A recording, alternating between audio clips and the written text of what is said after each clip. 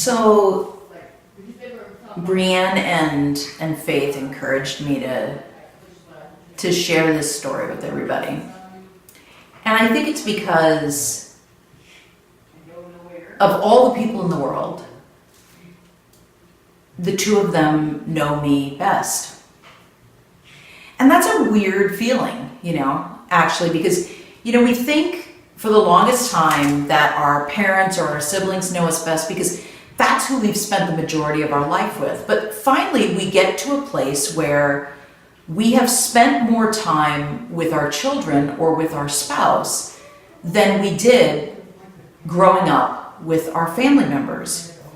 And then, of course, there's also the fact that, do you really count the first 5 years of someone's life? Do you even count the first 10 years?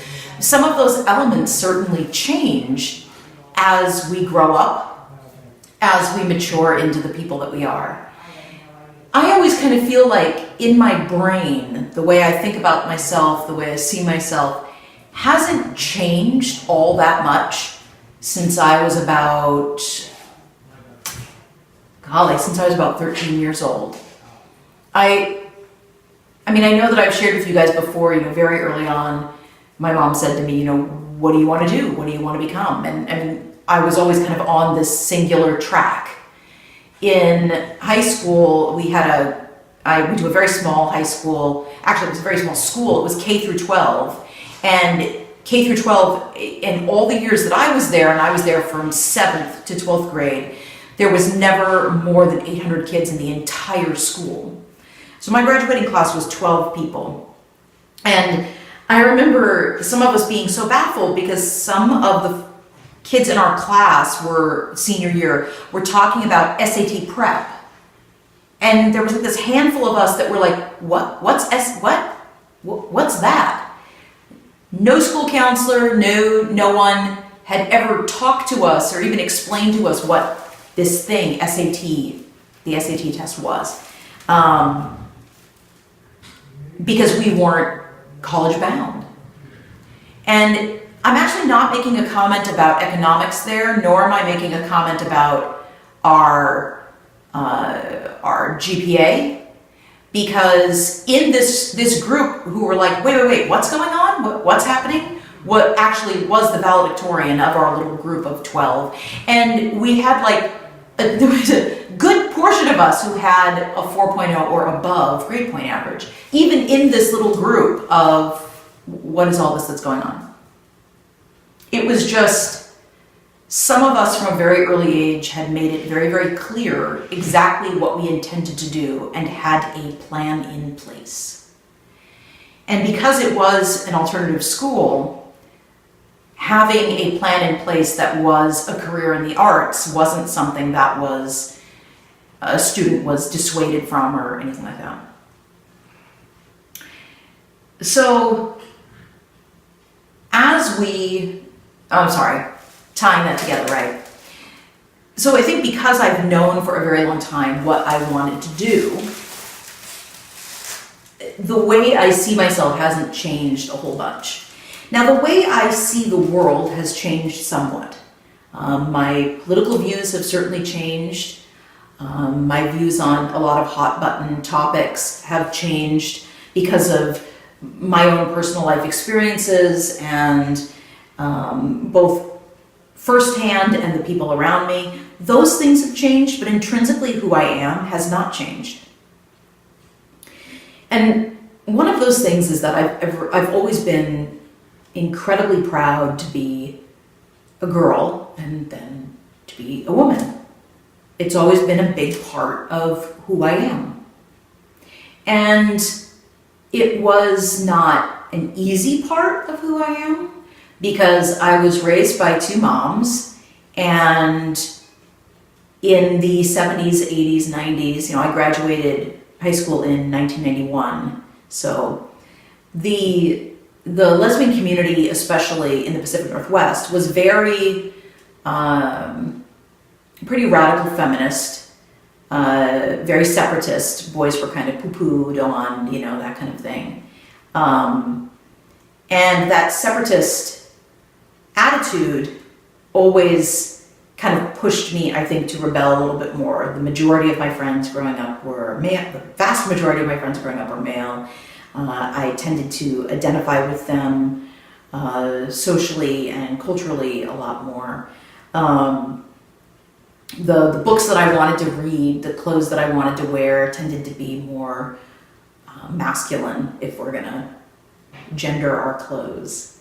And to this day, I feel most comfortable shopping, which always baffles me because I really don't understand, but I feel more comfortable shopping in the boys department. My shirt's always buttoned on the boys' side. I mean, does that not irritate anyone else? I mean, I'm just kind of like, they're clothes. But, it is what it is. But I've never actively wanted to be a boy or be a man. I had a friend say to me once, well, men rule the world. Why wouldn't you want to be a man? And I'm like, well, because I'm a woman, and I find your view that men rule the world quite interesting, because none of us would be here if it weren't for men and women. So, okay. And your view is kind of pinpointed to a particular country, to a particular way of things right now. It hasn't always been this way. It hasn't always been that way here, or, whatever it is. I guess I don't get angry about sexism as often as other folks do. I have had some folks critique my behavior because of that. I think that's primarily because being a woman has never stopped me from doing something that I want to do. I think that sometimes it has been harder, and sometimes the attitudes that I face are maybe attitudes that men don't face, but I have seen that men face other things, and I wouldn't want to face what they face. So I think, we all have something, right?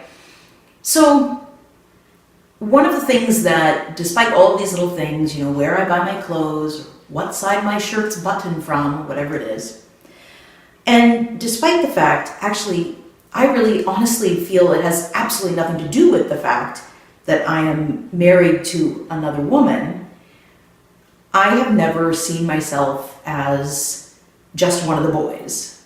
I'm Jennifer, and I'm a woman. So I was on a set the other day where I was a hired gun, as we call it around here. And so it wasn't my own set. And when everything was done, it was a large cast and crew, and there were a few talent that were women. And when we wrapped, it was very, very late and in the middle of a city that none of us knew very well. And they started to divvy up, okay, well, who's going to walk the women to their cars? And as I was kind of standing there going, well, this is an interesting thing. We're literally going to split up and into the city. And before I could literally say a word, the men were assigned to women to walk them to their cars. And so 4 of us went off in one direction. 4 sets of us went off in one direction. 4 sets of us went off in the other direction. And I'm walking along going, oh, I've been designated one of the guys. I'm one of the men walking a woman to her car and then turning around and walking back to my car alone. And I wasn't afraid. This isn't that kind of story. Nobody was hurt this day. And like I said, there was a really big group with a lot of people. So, and this was kind of a quick, just snap thing, really fast. That was kind of this cultural thing. Okay, Jeremy, Timothy, Marcus, Jennifer walk the women to their cars. But it really stuck with me, and it stuck with me then the whole way home, and it stuck with me as I was falling asleep that night. And the next morning, I'm making coffee, and Brianne and Faith joined me, and I said, I want to share something with you guys, and I'm processing it, and I just don't know how I feel. And this is a common occurrence. And I love living in a multi-generational household. It has become such a vital life tool for me. I just adore it. I absolutely adore it. And to me, there is a huge difference between Gen X, which is my generation, Millennials, which is Brianne's generation, and Gen Z, which is Max and Faith. We really do see the world in a different way, and I love catching glimpses of the world through their eyes. So I love bringing topics to them like this. And interestingly, both of them were pretty pissed. And I'm processing it, I'm like, I don't know if I'm like pissed, but like part of me was like a little bit hurt, but like and these were some strong women, okay? I'm not saying that we had this like 8 women actors that were like, oh, walk me to my car. No, none of them argued with being walked to their car. None of them gave any pushback from being walked to their cars. But it was this fascinating thing. And I don't really to this day know why it happened, but it is something that happens, and it happens often. And it has actually happened on my own sets, where the guys are like, you know what I'm saying, Jennifer, right? Kind of in that wink, wink, nudge, nudge way. And the truth of the matter is, to be completely authentic, yes, I am often able to see a topic from their perspective. But I think what a lot of people don't realize is that's not because I live my life as a man. It's because I have Maxwell. And he is such the center of my universe. And it's because I grew up surrounded by amazing male friends. I've always tried to pick myself up out of my own shoes and put myself in someone else's shoes and try to see the world through their eyes so that I can understand where they're coming from and why they make the decisions that they do, why they say the things they say. And I'm continually fascinated by just the human condition. So I guess the reason that Brianne and Faith maybe wanted me to share this vlog might be different than the reason that I decided to actually share it. I think they wanted me to share it so that I could say, hi guys, hi ladies, I'm Jennifer, and I know I wear cargos, and I know I don't dress maybe provocatively and maybe accentuate my figure more, or things like that might remind you that I'm a woman, right? I don't wear makeup, or I don't tend to have very many very stereotypically feminine mannerisms, but I am a woman. And if you are honestly worried about how a woman is going to be treated in a situation, truly and honestly in your heart you're concerned, then I'm actually in the girl category. But in general, I think that if you are concerned about someone's well-being, then maybe we should be concerned about everyone's well-being, because men are just as often victims of violence. Actually, the statistics are pretty alarming. And if we all kind of look out for each other, I think we're probably going to be in better shape than if we divide things along gender lines. I think maybe why I really wanted to do this vlog, though, was to say I have, to this day, a lot of amazing men in my life. And I want them to know that I recognize that they too are on a spectrum of masculinity, and there is no right or wrong on that spectrum. And I would never group them by gender or anything like that, or even by age or race, or I see them as people, and I see women as people. So I know that it can be a little confusing, and I know that that binary male-female thing can make things very easy sometimes. But, and also I do understand that a lot of men and a lot of women do fall into those easy categories. Many men have been conditioned to be less emotional, for instance, and many women have been conditioned to be more emotional, show their emotions more easily. And I'm sure that you guys have seen that even here in the Somewhere Today series, we have men who are stoic and we have women who are stoic. We have men who are emotional and vulnerable, and we have women who are emotional and vulnerable. So though some of us do fall into easy categories, that doesn't mean that we should do the easy thing and do the lazy thing and categorize each other so easily. So at least when you're hanging out with me, please know that the thing that I'm probably the least aware of is gender.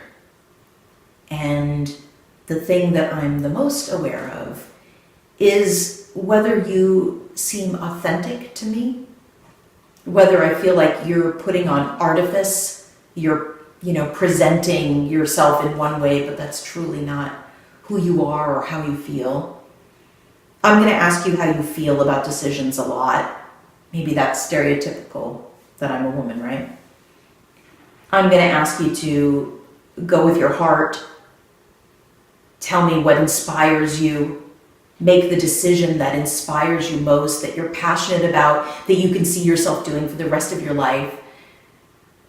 I think that some of you have already run into this with me, especially if you are an author working with me and you ask me about editorial decisions. But the last thing I'm going to see is your gender. And even though my feelings are not hurt that I was categorized with the guys, because I like men and I think they're pretty awesome. At the same time, I guess maybe I wish no one had seen any gender at all that night. I wish it had just been like, is everybody okay walking to their cars? Would anyone like a buddy? I think things would have divided up differently then. And I wish the world could be that way. So there's my rambling 10 cents, you guys. Thanks.